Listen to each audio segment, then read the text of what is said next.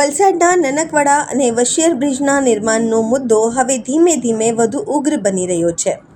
તંત્રની આંખ કાન કરવાની નીતિ સામે છેલ્લા 11 દિવસથી ભૂખ હડતાલ પર બેઠેલા યુથ કોંગ્રેસના યુવાનોના આંદોલનની ગૂંજ હવે છેક ગાંધીનગર સુધી પહોંચી છે. આજે ગુજરાત વિધાનસભાના વિરોધ પક્ષના નેતા તુષાર ચૌધરી વિશેષ રૂપે વલસાડ ખાતે પહોંચ્યા હતા. તેમણે ભૂખ હડતાલ પર બેઠેલા યુથ કોંગ્રેસના યુવાનો સાથે મુલાકાત કરી તેમના સંઘર્ષને પોતાનું ખુલ્લું સમર્થન આપ્યું હતું. તુષાર ચૌધરીના હસ્તે જ્યુસ પીવડાવીને આ આંદોલનકારી યુવાનોના પારણા કરાવવામાં આવ્યા હતા. તુષાર ચૌધરીએ યુવાનોને મોટું આશ્વાસન આપતા જણાવ્યું છે કે લોકોની સાથે જોડાયેલા ગંભીર મુદ્દાને હવે સીધો ગુજરાત વિધાનસભામાં ઉઠાવવામાં આવશે. એટલું જ નહીં, જો ન્યાય નહીં મળે તો આ સમગ્ર પ્રકરણને હાઈકોર્ટ સુધી પણ લઈ જવાની તૈયારી દર્શાવવામાં આવી છે. સાથે જ આગામી દિવસોમાં તંત્ર દ્વારા કોઈ કાર્યવાહી ન કરવામાં આવે તો વિપક્ષ દ્વારા આગામી દિવસમાં આક્રમક વલણ દાખવી વિરોધ કરવામાં આવશે. હવે જોવાનું એ રહેશે કે સ્થાનિક વહીવટીતંત્ર આખરે ક્યારે જાગે છે. આ 5 માંગોમાંથી પહેલી માંગ જ્યારે અમારા ધારાસભ્ય શ્રી અનંતભાઈ પટેલ આવ્યા હતા, તેમાં અહેવાલ દ્વારા સ્પષ્ટ પ્રજા સામે તમામ નામો જાહેર કરી દેવામાં આવ્યા હતા. એટલે કલેક્ટરની પ્રેસ કોન્ફરન્સ વાળી માંગ પણ એક રીતે જોવા જાય તો સંતોષાઈ ગઈ બરાબર છે. અને બીજી માંગ જે 6300 વાર જગ્યા જે સરકાર હસ્તક લેવાની હતી તે પણ સરકાર હસ્તક જગ્યાની એન્ટ્રી પડી ગઈ છે, તે અહીંયા સ્પષ્ટ છે. એમાં અમુક વાંધા છે, પણ જે અમુક જે 6300 વાર એટલે અમારી એક બહુ મોટી જીત કહેવાય.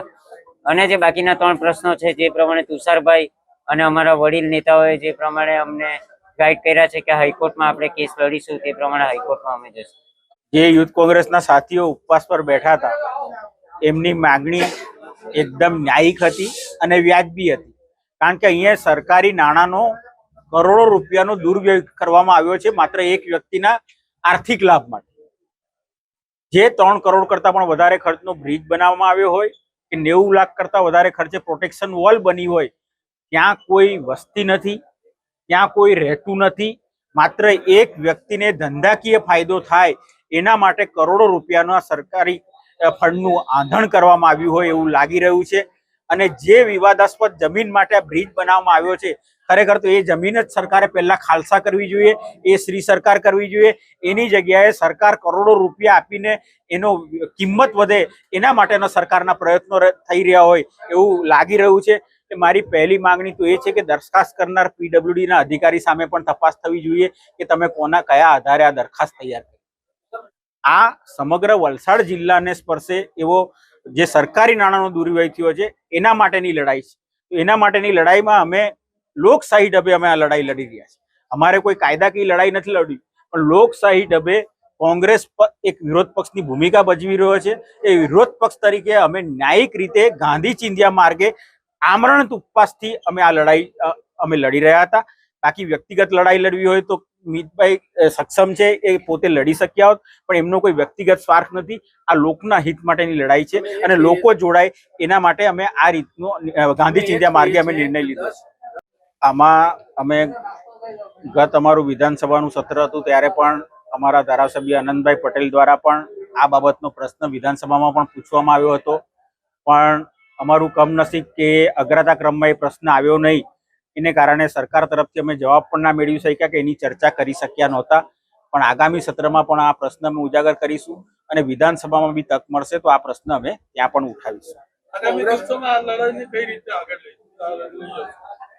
જો આમ જોવા જાવ તો આ બાંધકામ વિભાગ એ સીધો મુખ્યમંત્રીના તાબા હેઠળ આવે છે.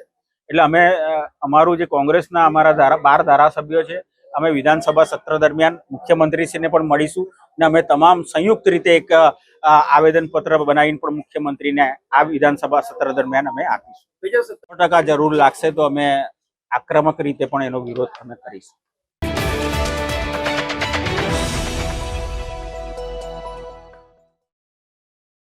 ભાવનગર ખાતે થયેલ લઠ્ઠાકાંડ મુદ્દે વિરોધ પક્ષ નેતાનું મોટું નિવેદન. ગુજરાતમાં દારૂબંધી માત્ર કાગળ પર, વિરોધ પક્ષના નેતા તુષાર ચૌધરીના સરકાર પર આકરા પ્રહાર.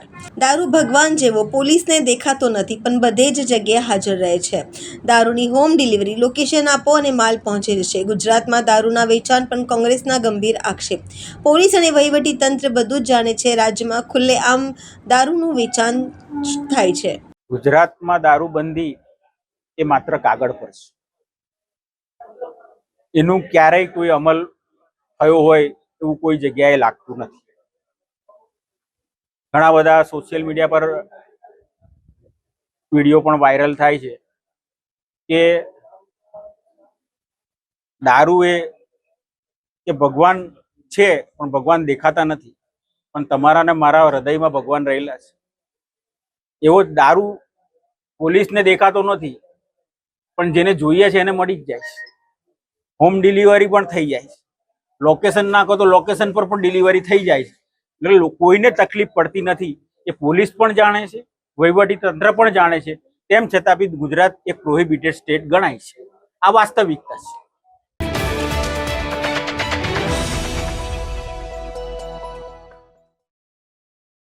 વલસાડ ખાતે આવેલા તુષાર ચૌધરીએ જેએનજી માટે આપ્યું નિવેદન. દિલ્હીમાં 2 દિવસીય મંથન બાદ તુષાર ચૌધરીએ મોટું નિવેદન આપ્યું છે. કોંગ્રેસ સમિતિના 2027ની ચૂંટણીમાં યુવા પેઢીને પ્રાધાન્ય અપાશે. યુવાનોને પાર્ટી સાથે જોડાવાની કવાયત તેજ કરવામાં આવી છે. આગામી દિવસોમાં જોવા મળશે કોંગ્રેસમાં યુવા નેતૃત્વને આગળ લાવવા અંગે વિરોધ પક્ષના નેતાનો દાવો. દિલ્હી હાઈકમાન્ડ સાથેની ચર્ચા બાદ યુવાનોને પ્રતિનિધિત્વ આપવા ગુજરાત કોંગ્રેસ એક્શન મોડમાં જોવા મળી. અત્યારે એ દિશામાં ચર્ચા વિચારણા અમારી હમણાં 2 દિવસ અમે દિલ્હી જતા ચર્ચા વિચારણા ચાલી રહી છે. આગામી દિવસોમાં અને પ્રદેશ સમિતિમાં પણ કઈ રીતે યુવા પેઢીને પ્રતિનિધિત્વ આપવું અને કઈ રીતે એ લોકોને અમારી સાથે જોડવા એ અમારા પ્રયત્નો પૂરેપૂરા ચાલી રહ્યા છે. અને આવનાર દિવસોમાં એના રિઝલ્ટ પણ તમને જોવા મળશે.